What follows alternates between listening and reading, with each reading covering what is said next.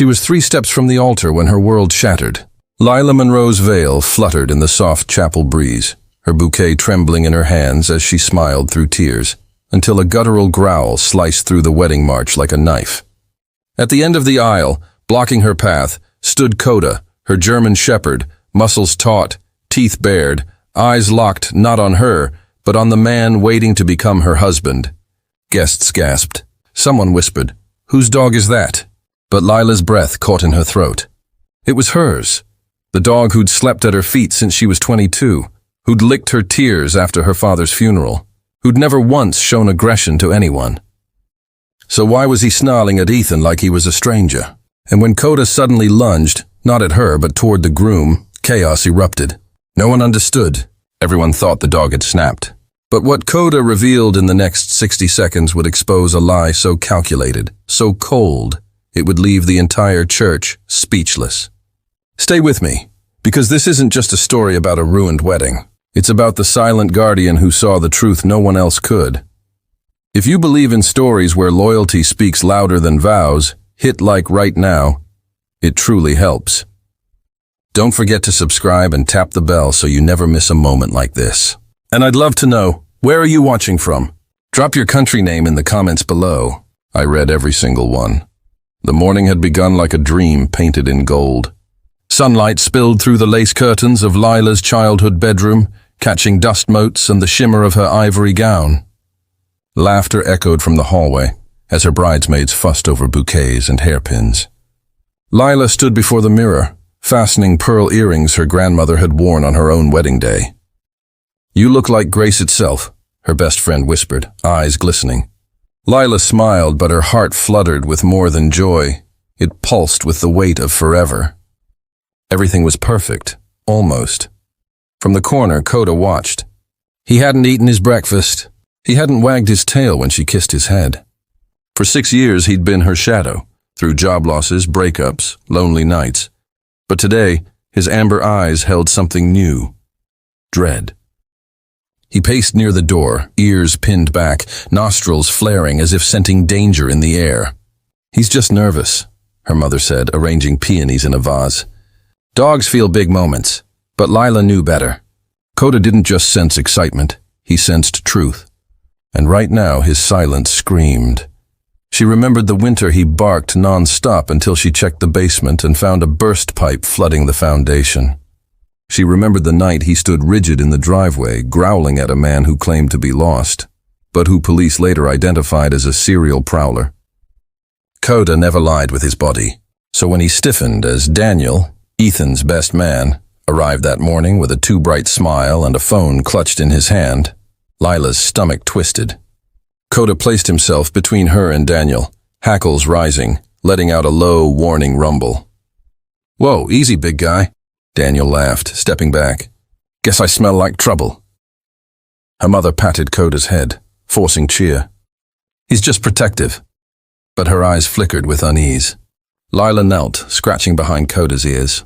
"It's okay, boy." They're friends, yet Coda didn't relax. He stared at Daniel like he was memorizing his scent for a reason.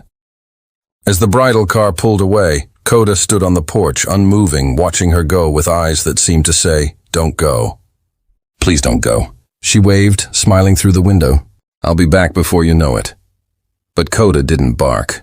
He just sat, tail curled tight, as if already mourning what was to come. St. Agnes Chapel rose ahead, its spire piercing a sky streaked with rose and amber. Guests lined the path, cameras raised, smiles wide. The air smelled of lilies and fresh-cut grass. But as the car slowed, a sharp, urgent bark shattered the calm. Lila turned and froze. Coda was sprinting across the courtyard, leash dragging behind him, eyes wild with purpose. He skidded to a halt beside the car, barking fiercely, then pawed at her door. "Oh my God, it's Coda!" she cried, stepping out in her gown. He circled her once, then locked his gaze on the chapel doors. A deep growl rumbled in his chest. The wedding planner rushed over, flustered. "We can't have a dog disrupting the ceremony." But Lila knelt, heart pounding. "What is it, boy?"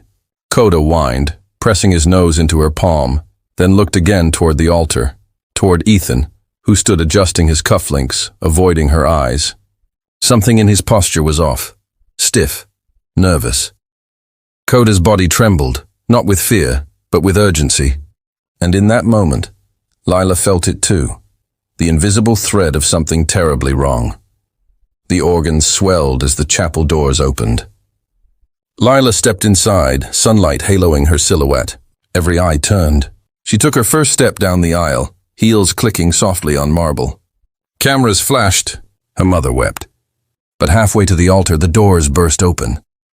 Coda charged in, barking with raw, primal intensity. Gasps filled the air. The music died.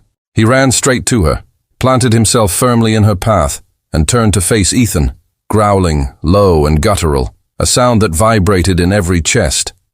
"Get that animal out!" Ethan snapped, face flushed. Her father moved to grab Coda's collar, but the dog snarled, stepping protectively in front of Lila. "Coda, stop!" She pleaded, tears spilling. But he nudged her backward, gently but insistently, as if pulling her away from a cliff's edge. Then with shocking speed he lunged, not to bite, but to rip at Ethan's jacket pocket. Fabric tore. A small glass vial clattered to the floor, rolling to the center of the aisle. Silence fell like a stone. Ethan's face drained of color. "It's nothing," he stammered. "Just medicine."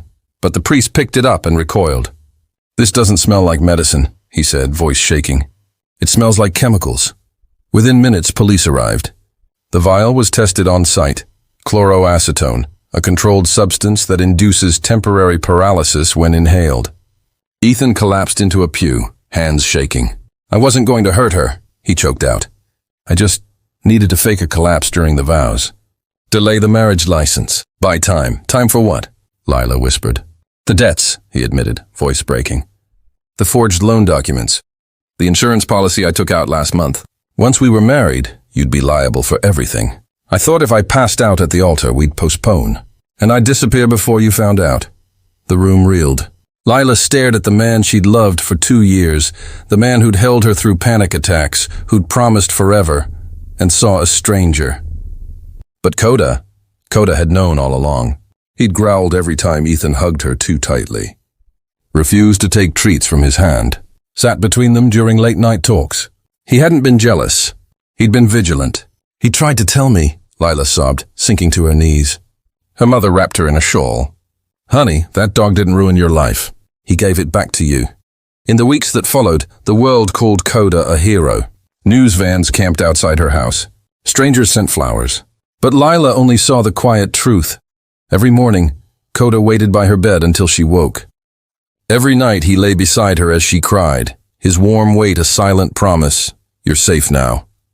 She donated her wedding dress, started volunteering at a therapy dog center, and one evening, as they sat on the porch watching fireflies blink in the dusk, she whispered into his fur, "You didn't just stop a wedding.